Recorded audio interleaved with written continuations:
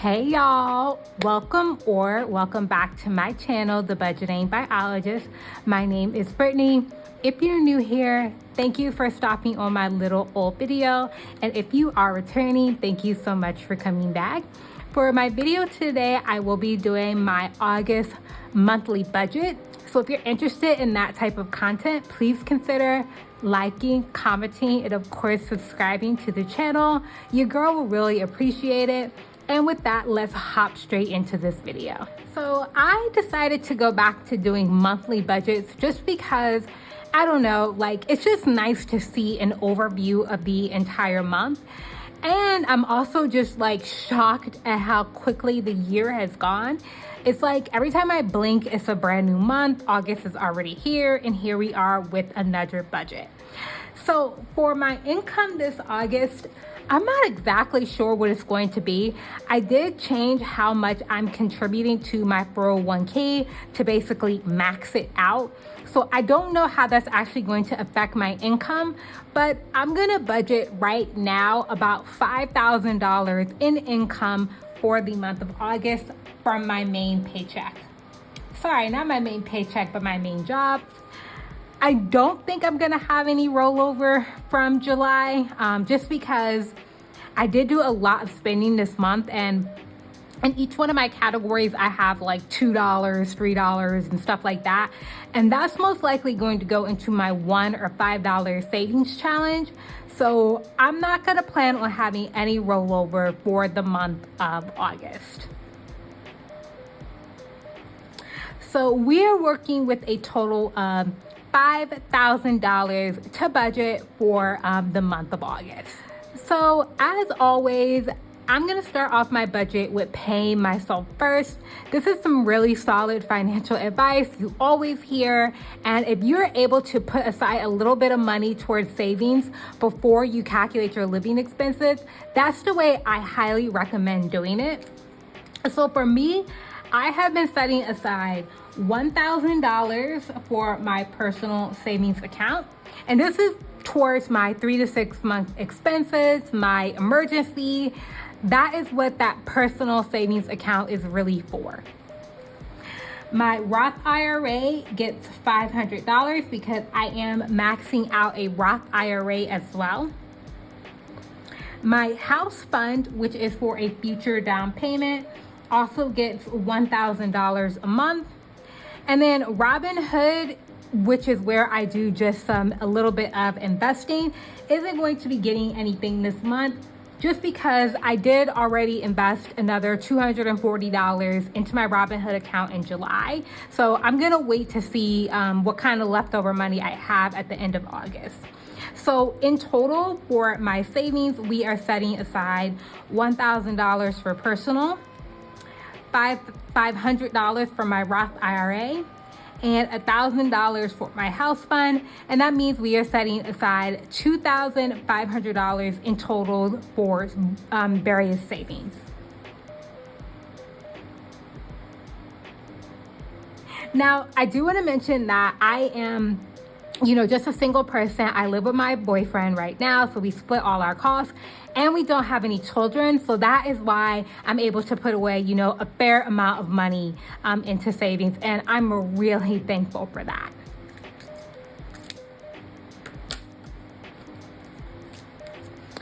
So if we total up what we have so far, we have $5,000 we're starting off with, minus $2,500 for savings. That leaves us with $2,500 left to work with for everything else. All right, so now we're gonna move on to our fixed and variable expenses, and we're gonna start off with household. Now, household for me is basically one account where our rent, our utilities, Wi-Fi, and groceries come out of. The way me and my partner have structured it is that we have one joint account. We put a set amount of money in that account, and all of those expenses that I just mentioned get taken out of that. So the agreed upon amount we decided was for $1,300. And that again includes my rent, utilities, and groceries. So that's $1,300 there. My cell phone bill generally is $37.70. And then my Apple account, which for me includes Apple Music Student, and my iCloud storage is $7.28.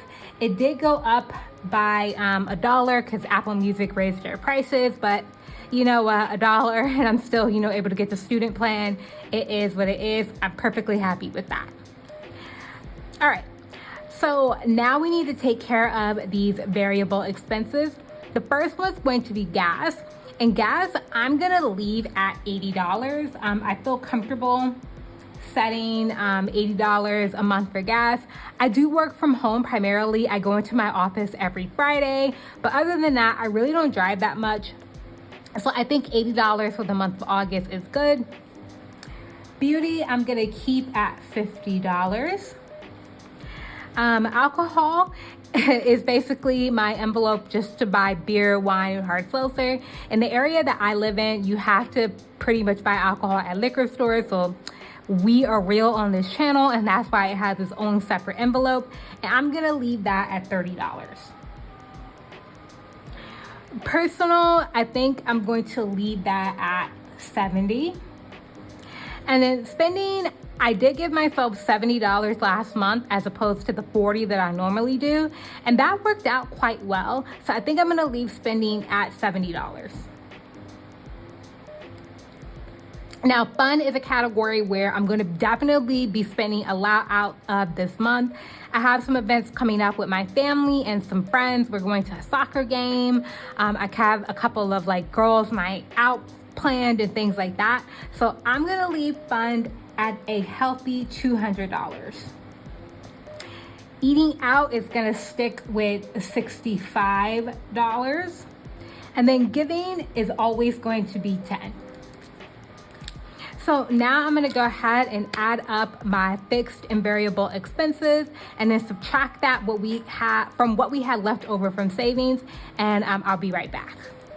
So we have $1,300 plus $37.70 plus $7.28 plus 80 plus 50 plus 30 plus 70 plus 70 plus 200 plus 65 plus 10.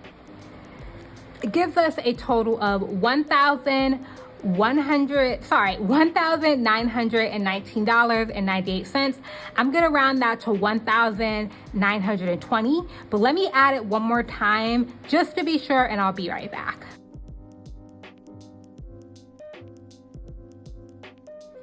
So yep, we have a total of $1,919.98.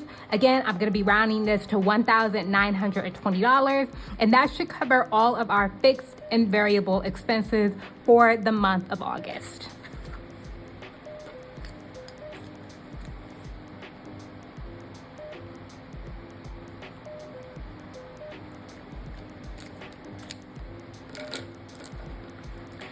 All right, so like I mentioned, we have $2,500 left over from savings.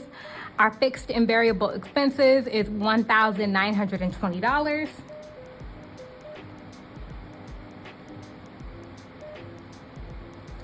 So if we do 2,500 minus 1,920, that leaves a total of $580.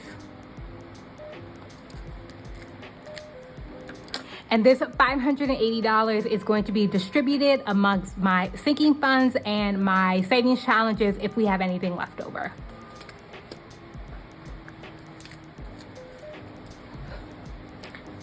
All right, so the first sinking fund we're gonna be putting some money in is Christmas. And now that we are in the second half of the year, I'm gonna be beefing up the amount of money that I put into this envelope.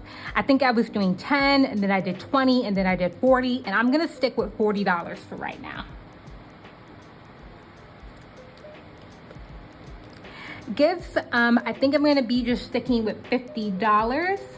I just put a good bit amount of money in this envelope, so 50 should be great. Car maintenance is only going to be getting $10. Clothes, I am going to be adding a fair bit amount of money in clothes, and I'm going to do $40. Brittany, which is just my own personal sinking fund, is only going to be getting $30. Vacation will be getting its usual $100. We are finally going on vacation. I'll talk about that in an upcoming video, but I have already spent some money out of this envelope, so I kind of want to replenish it and give it another $100. Future, which was my moving fund, and now I'm not sure what I'm going to be spending it on, but you know, you always got to plan for the future. I'm going to give that $100. YouTube, I think I'm going to be doing $30 because I will finally be doing my giveaway soon, and I really want to make sure I'm prepared for it, so that's going to be getting $30. I'm actually going to go ahead and skip ahead to my car insurance because I want to make sure I have enough money for that, and that always gets $88.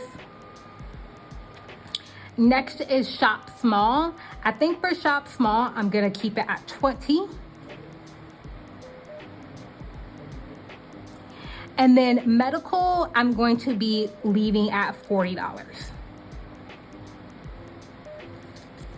So let me add up how much we're putting into my sinking funds, and I'll be right back. So we have 40 plus 50 plus 10 plus 40 plus 30 plus 100 plus 100 plus 30 plus 20 plus 40 plus 88. Right now, I have that we are putting $548 into our sinking funds, but of course, y'all know I be messing up on my math, so let me go ahead and add this one more time.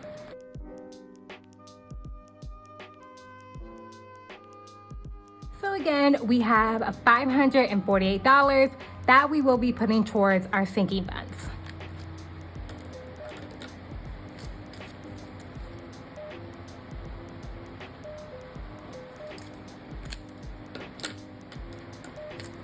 So if we do 580 minus 548,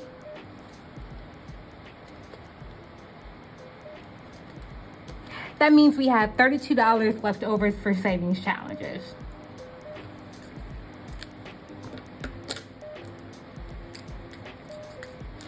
All right, so last but not least, we will be putting money into our savings challenges so we can have our official zero-based budget. So I think I'm going to be putting $10 into all of these. So I'm going to do $10 into my $1,000 savings challenge, $10 into my cash emergency, $10 into investing, and then the final $2 will go to my zero out challenge. And if we add all that up, so we do 10 plus 10 plus 10 plus 2 gives us a total of $32 left over.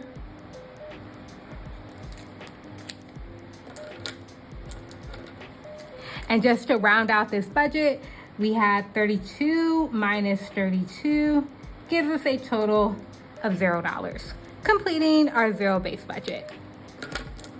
Now, if I do have money from rollover, like from July, if I do have any money left that doesn't go into my $1 or $5 savings challenge, I will be putting it into these various savings challenges here. Most likely my $1,000 savings challenge, because I really want to make $1,000 by the end of the year. All right, y'all. So with that, I'm going to go ahead and end my video. If you did like the video, please consider liking, commenting, and of course subscribing. I would love y'all to join the family. And just let me know how y'all are doing in the comments. You know, we're over halfway through the year at this point.